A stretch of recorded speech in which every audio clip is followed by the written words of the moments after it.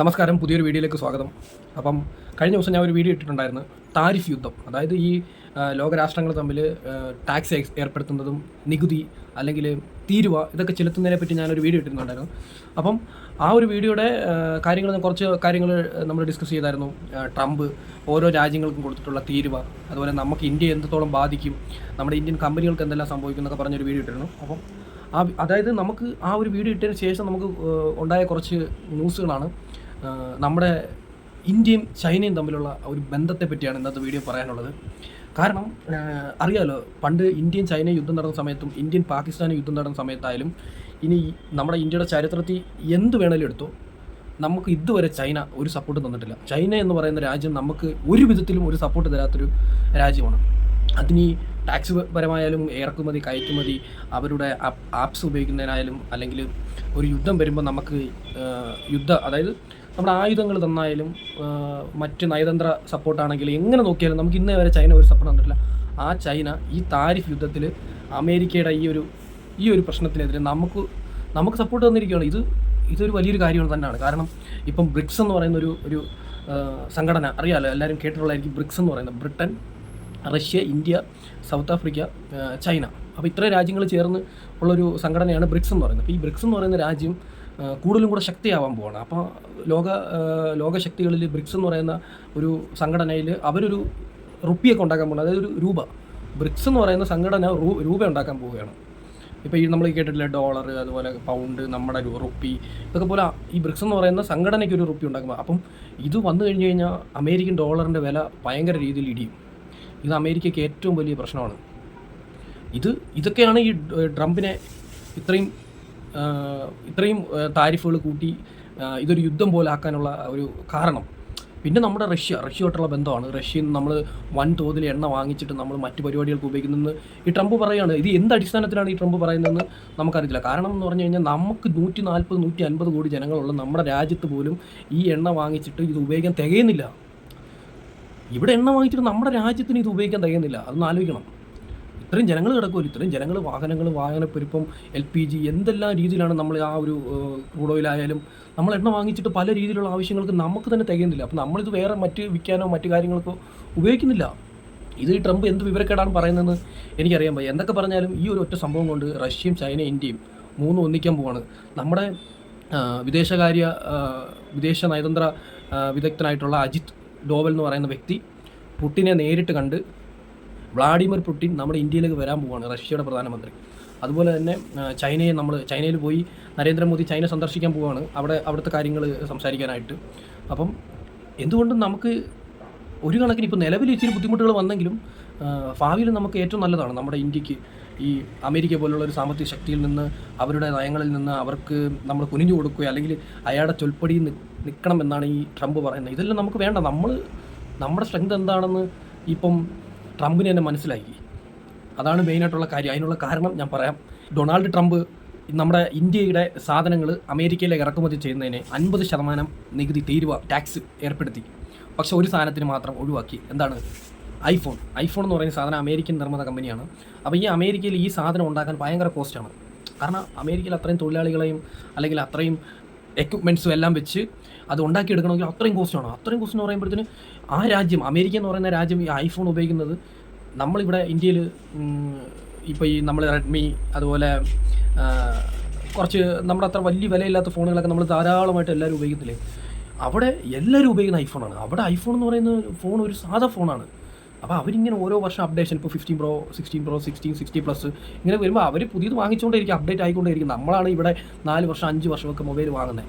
അവിടെയുള്ള അത്രയും ജനങ്ങളും ഫുൾ ടൈം ഫോണിൻ്റെ അപ്ഡേഷനും ചെയ്ത് ഒരു 99% ആൾക്കാർ ഐഫോൺ ഉപയോഗിക്കുന്ന ഒരു രാജ്യമാണ്. അപ്പം ആ രാജ്യത്ത് അത്രത്തോളം മാനുഫാക്ചറിങ് ചെയ്ത് എടുക്കാനുള്ള കോസ്റ്റ് കാരണം നമ്മുടെ ഇന്ത്യയിൽ, അമേരിക്ക വന്ന് ഇന്ത്യയിൽ കമ്പനി തുടങ്ങി ഇവിടെ ബൾക്കായിട്ടാണ് മാനുഫാക്ചർ ചെയ്തിട്ട് അമേരിക്കയിലേക്ക് കൊണ്ടുവന്നത്.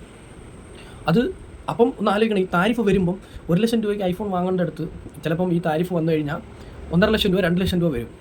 അത് ഐഫോണിനെ തന്നെയാണ് ബാധിക്കുന്നത്. അപ്പോൾ ഐഫോണിൻ്റെ മെയിനായിട്ടുള്ള ഒരു CEO കാര്യങ്ങൾ, ഡൊണാൾഡ് ട്രംപിനെ പോയി കണ്ട ഫോട്ടോസും അല്ലെങ്കിൽ ന്യൂസൊക്കെ നമ്മൾ കണ്ടു കാണും. എന്തോ ഒരു സ്വർണ്ണ ഫലകം ഇങ്ങനെ കൊണ്ട് കൊടുക്കുക ട്രംപിന്, ഐഫോണിനെ ഒഴിവാക്കി തന്നതിന്. ഈ ട്രംപ് എന്ന് പറയുന്ന ആളുടെ നിലപാട് ഇത്രത്തോളം ഉള്ളൂ. അയാൾ പറയുന്ന ന്യായവും നിയമവും ഒന്നും ഒരു കറക്റ്റ് നിലപാടിലല്ല അയാൾ സംസാരിക്കുന്നതിൻ്റെ ഏറ്റവും വലിയ ഉദാഹരണമാണ് ഈ ഐഫോണിനെ ഒഴിവാക്കിയത്.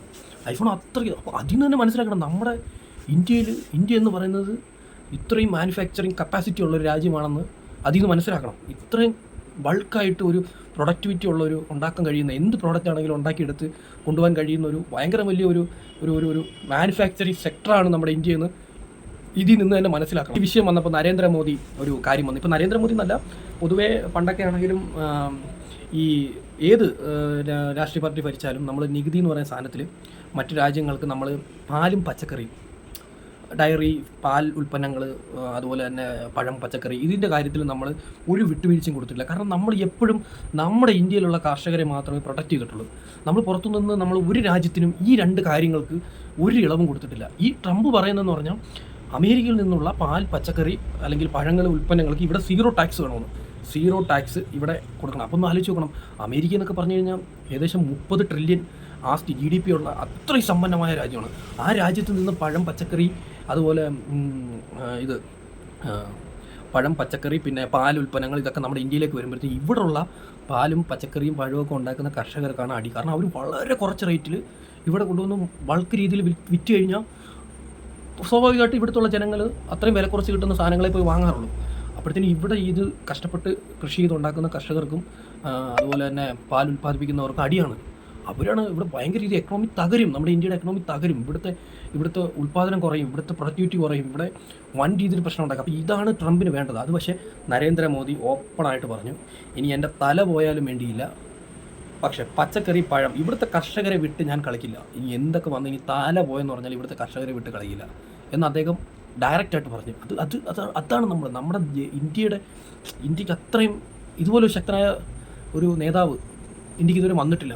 അതിൻ്റെ ഏറ്റവും വലിയ ഉദാഹരണമാണിത്. പെട്ടെന്ന് നമുക്ക് ഇതൊരു ബുദ്ധിമുട്ടാണെങ്കിലും നമ്മൾ ഒരു വളരെ കുറച്ച് കാലം കൂടെ കഴിയുമ്പോഴത്തേനും നമ്മൾ ഈ മാനുഫാക്ചർ ചെയ്ത സാധനങ്ങളെല്ലാം നമ്മൾ ഇപ്പം വേറെ രാജ്യങ്ങളിലോട്ട് അയക്കാനുള്ള തീരുമാനങ്ങളൊക്കെ വരികയാണ്. ഇപ്പം UK നമ്മൾ വജ്രങ്ങളും പ്രഷ്യസ് ആയിട്ടുള്ള ഡയമണ്ട്സ്, അതുപോലുള്ള സ്വർണം, കനികൾ, ഇതൊക്കെ നമ്മൾ ഇപ്പം UK കയറ്റിവിടാൻ വേണ്ടി ഇരിക്കുകയാണ്. ഇപ്പോൾ UK എന്ന് പറയുന്ന രാജ്യം പണ്ടൊക്കെ ബ്രിട്ടൻ എന്ന് പറയുന്നത് നമ്മൾ അത്രയും ടോപ്പായിട്ട് നിന്ന്, ഇപ്പോൾ അവർക്ക് പോലും അമേരിക്കയെ അതായത് UK എന്ന് പറയുന്ന രാജ്യത്തിനുള്ള അമേരിക്കയെ സപ്പോർട്ട് ഇല്ലാതെ അവർക്ക് ജീവിക്കാൻ പറ്റാത്തൊരവസ്ഥയിൽ എത്തിയിരിക്കുകയാണ്. അത്രയും ദാരുണമായിരിക്കുകയാണ്. അപ്പോൾ നാളെ ട്രംപ് പറയുവാണ് UK ഭരണാധികാരത്തോട് ട്രംപ് പറയുകയാണ് നമ്മുടെ ഇന്ത്യയിൽ നിന്നുള്ള ഇതെല്ലാം ഒഴിവാക്കണം, വാങ്ങരുതെന്നൊക്കെ പറഞ്ഞാൽ അതും ലോക രാഷ്ട്രങ്ങൾക്ക് പ്രശ്നം. അയാൾ ഒരു മെൻ്റലായിട്ടാണ് ഇപ്പം ഈ ഒരു 3-4 കൊല്ലത്തോടെ ഉണ്ട് ട്രംപിൻ്റെ ഭരണം. ഒരു സൈക്കോയെ പോലെ ഒരു മെൻ്റലായിട്ടാണ് ഇപ്പം ലോക രാഷ്ട്രങ്ങൾക്കിടയിൽ ഈ ഒരു താരിഫ് യുദ്ധം കൊണ്ടുവന്നിരിക്കുന്നത്. അങ്ങോട്ടും ഇങ്ങോട്ടും അടുപ്പിച്ച് അദ്ദേഹം പറയുന്നത് അദ്ദേഹത്തിൻ്റെ ഈഗോയാണ്. അദ്ദേഹം പറയുന്നത് നേടിയെടുക്കാൻ വേണ്ടി അയാൾ എന്തും ചെയ്യുമെന്നുള്ളൊരു ഇതിപ്പം അമേരിക്കയിൽ ഇപ്പം കുറേ ന്യൂസുകൾ കേട്ടായിരുന്നു. അമേരിക്കൻ ഭരണകൂടത്തിനകത്ത് തന്നെ ഇദ്ദേഹത്തിൻ്റെ ഓരോ തീരുമാനങ്ങളെ വിമർശിച്ചുകൊണ്ടുള്ള പരിപാടികൾ, അതായത് അവരുടെ ഭരണാധികാരികൾ തന്നെ അദ്ദേഹത്തിനെ ചോദ്യം ചെയ്യുന്ന രീതിയിലുള്ള ഒരു അവസ്ഥ വന്നിരിക്കുകയാണ്. അവിടുത്തെ ദേശീയ മാധ്യമങ്ങൾ വരെ ട്രംപിനോട് ചോദ്യം ചോദിക്കുകയാണ്, എന്താണ് ഇങ്ങനെ ചെയ്യുന്നത് എന്നൊക്കെ. ഇതിപ്പോൾ അമേരിക്കയെ പടുകുഴിയിലേക്ക് ഇടാനുള്ളൊരു ഒരു സംഭവമാണ് ഈ നടന്നുകൊണ്ടിരിക്കുന്നത് ട്രംപിൻ്റെ ഭാഗത്ത് നിന്ന്. കാരണം ലോകരാഷ്ട്രങ്ങൾക്കിടെ അമേരിക്ക ഒറ്റപ്പെടുത്തിയാൽ അവർ സാമ്പത്തികമായി ഒരുപാട് മുന്നിലാണ്. അവർക്കൊന്നുമില്ല. എന്തൊക്കെ പറഞ്ഞാലും ഒരു രാജ്യങ്ങൾ കുറേ പേര് ഒഴിവാക്കി അവർ അങ്ങോട്ടും ഇങ്ങോട്ടും ട്രേഡ് ചെയ്യുമ്പോൾ ഈ അമേരിക്കയ്ക്ക് ഇപ്പോൾ സാമ്പത്തിക എക്കണോമി അത്രയും വലുതാണെങ്കിൽ പോലും കുറയും. കാരണം അവർ ആയുധം വിറ്റ് തന്നെ കാശുണ്ടാക്കുന്നത്. ആയുധം വേണ്ടാന്ന് വെച്ചാൽ നമ്മളിപ്പം ആയുധം വാങ്ങുന്നില്ല എന്ന് വെച്ചാൽ തന്നെ എത്ര കോടി രൂപയുടെ നഷ്ടം എന്ന് പറയുന്നത്. നമുക്ക് തന്നെ ഏകദേശം 80 മില്യണോളം നമുക്ക് ട്രേഡ് നമ്മുടെ തന്നെ കുറയും. നമ്മൾ അങ്ങോട്ട് കയറ്റുമതി ചെയ്തുണ്ടാക്കുന്ന കാശ് തന്നെ നമുക്ക് അത്രയും പോവുകയാണ്.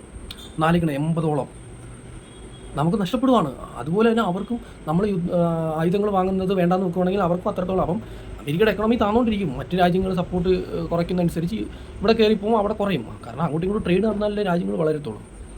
അമേരിക്കയെ സംബന്ധിച്ച് അങ്ങനെയാണ്. കാരണം അമേരിക്ക മൊത്തത്തോടെ ഒരു നെഗറ്റീവ് ഇമേജാണ് ലോകരാഷ്ട്രങ്ങൾക്ക് ഇപ്പോൾ ഉണ്ടാക്കി വെച്ചിരിക്കുന്നത്. അത് ഈ ട്രംപിൻ്റെ ഒരു വിഷയമാണ്.